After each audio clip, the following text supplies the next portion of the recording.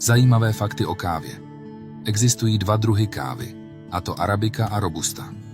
70% veškeré vyprodukované kávy je arabika.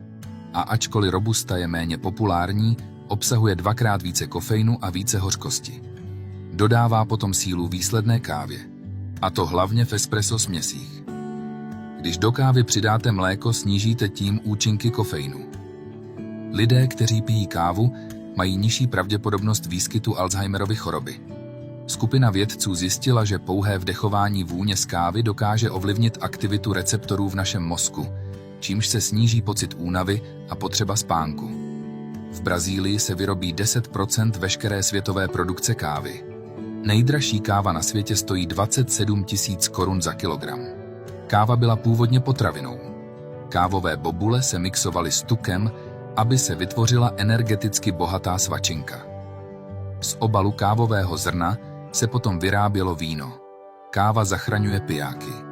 Již 2 kávy denně snižují riziko cirhózy jater, způsobené alkoholem o 40%.